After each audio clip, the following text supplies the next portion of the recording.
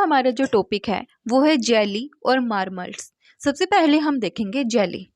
Jelly is a semi solid product made by boiling a clear strained solution of pectin containing fruit extract free from pulp after addition of sugar and acid।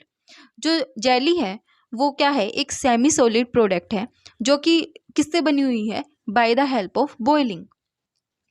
A perfect jelly should be transparent. जो perfect jelly है वो कैसी होगी, transparent होगी, well set but not too stiff and should have the original flavour of fruit.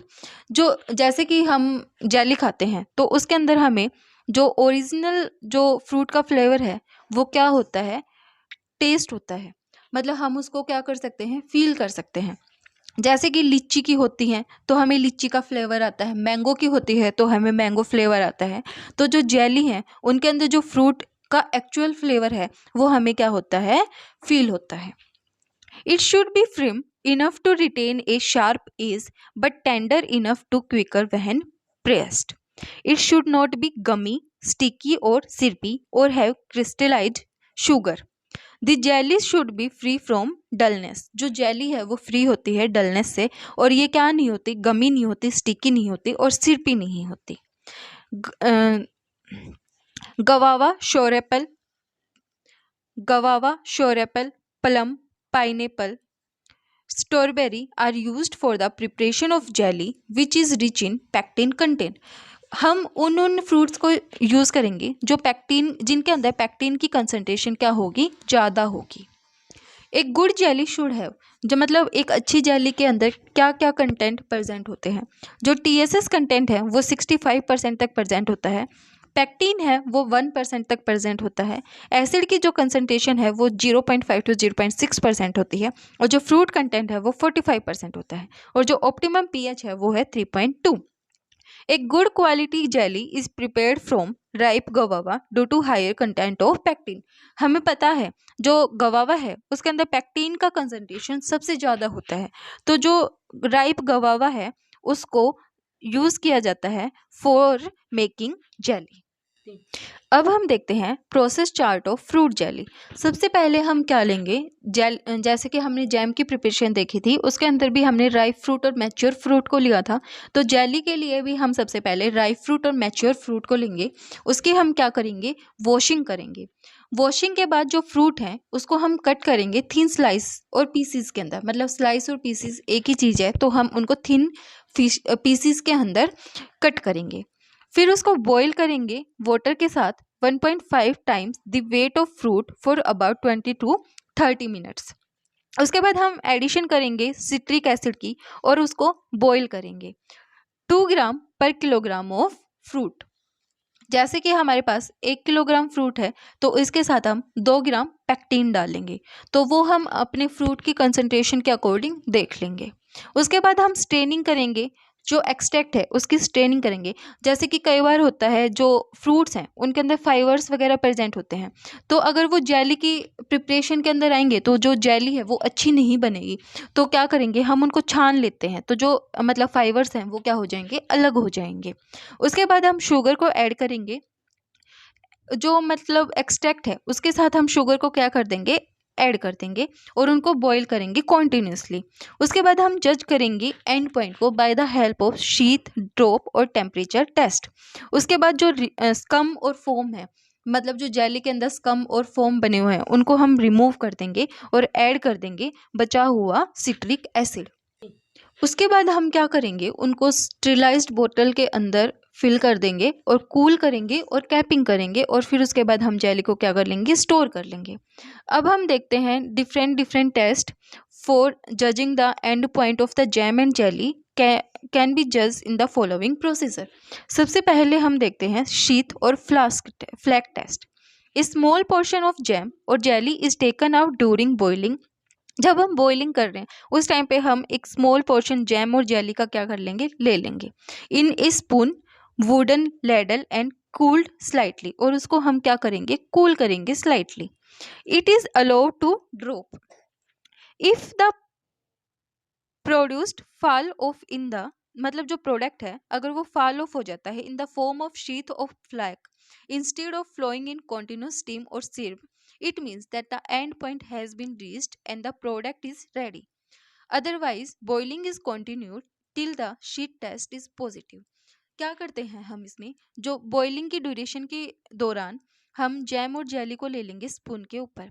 अगर जो jam और jelly है वो शीत के फॉर्म में गिरती है, तो उसका मतलब क्या है, जो जैम और जेली है वो क्या होगी, रेडी होगी। अगर वो इस फॉर्म में नहीं आती तो हम उसको क्या करते हैं, दोबारा से बॉईल करते हैं ताकि जो हमारा शीत टेस्ट है वो क्या आ जाए, पॉजिटिव आ जाए। उसके बाद हम देखते हैं drop test. Drop of the concentrated mass is poured into a glass containing water. Shutting down of the drop without breaking or dilution or disintegration denotes the end point. अब हम देखते हैं temperature test. A solution containing 65% TSS boils at 105 degree Celsius. Heating of the jelly to this temperature would automatically bring the concentration of solid to 65% of degree Brix. This is easiest way to ascertain the end point. जो temperature test है वो सबसे easy test है to determine the end point of the jam and jelly. अब हम देखते हैं problems in jelly making. Failure of jelly to set. It is the main problem encountered with jelly making. Often it is due to important balance between various constituents of jelly. Example, lack of acid or pectin, addition of too much sugar, inaccurate measurement, insufficient cooking, overcooking, and slow prevents the pectin from building a proper network of gel. मतलब failure of jelly to set, जैसे कि jelly की form होती है, तो इस form में jelly को सेट करने में बहुत सारे जो फैक्टर्स हैं वो क्या हैं, रिस्पॉन्सिबल हैं। जैसे कि हमने पढ़े लैक ऑफ एसिड और pectin, addition of too much sugar, inaccurate measurement, insufficient cooking, over cooking and slow prevents the pectin. तो ये बहुत सारे फैक्टर्स हैं, क्या हैं, रिस्पॉन्सिबल हैं, मतलब जेली को सही पोजीशन या फिर सही शेप प्रोवाइड ना करने के लिए। अब हम देखते हैं colour change. Darkening at the top of the jar can be caused by storing them into a warm place और by an imperfect jar seal. मतलब क्या होता है, बहुत बार क्या होता है, जो जार्स हैं जिनके अंदर हम जेली डाले रखते हैं उनके ऊपर डार्कनिंग हो जाती है। तो वो किसकी वजह से होता है कि जो मतलब हमारी जो जार वगैरह हैं उनको हम स्टोर कर देते हैं, मतलब बहुत ज़्यादा वार्म प्लेस के अंदर, और मतलब उनकी जो सीलिंग है वो अच्छे तरीके से नहीं हो पाती, तो उसकी वजह से जो हमारी जेली है उसका जो कलर है वो क्या हो जाएगा, चेंज हो जाएगा। थर्ड हम देखते हैं crystal formation. It is due to the addition of excess sugar and also to over concentration of jelly.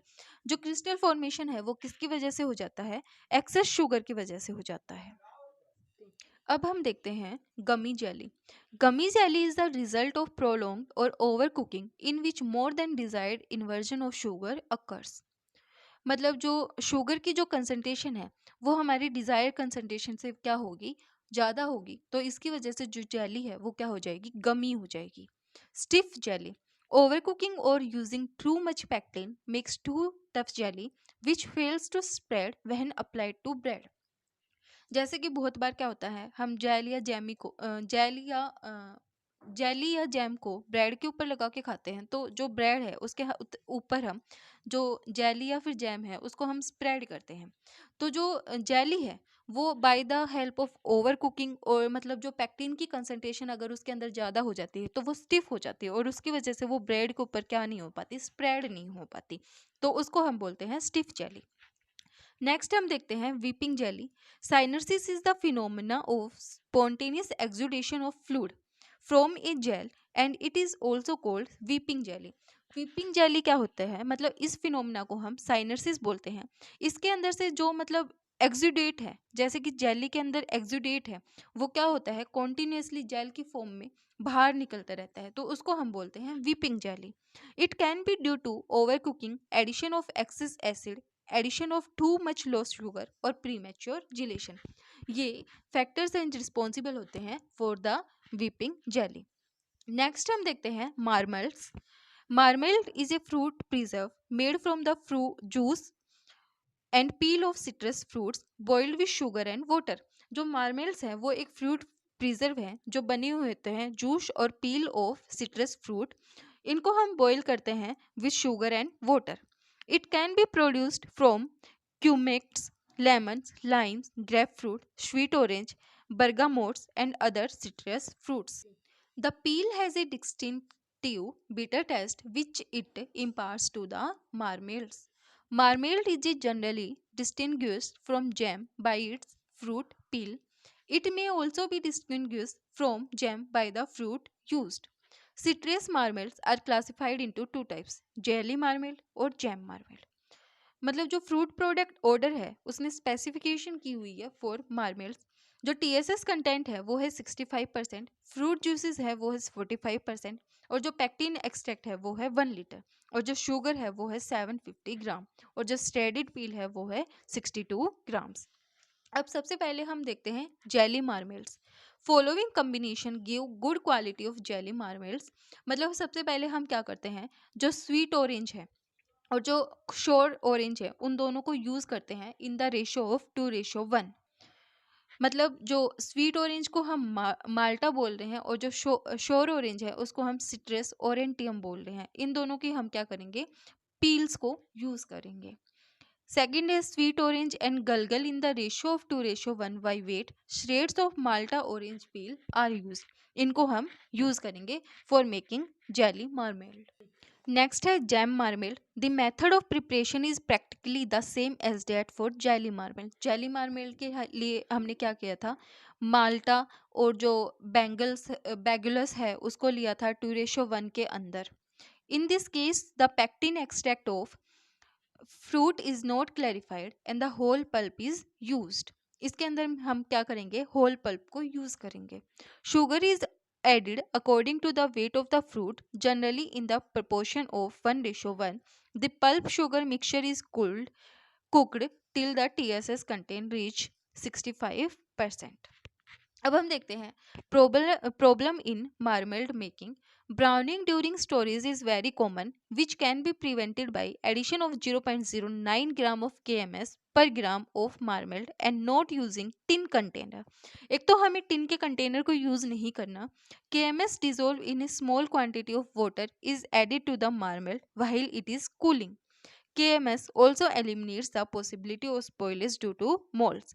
जो KMS है वो क्या करता है, प्रिवेंट करता है स्पॉइलिस को। आज का हमारा टॉपिक इतना ही था। वीडियो पसंद आए तो लाइक शेयर एंड सब्सक्राइब जरूर करना।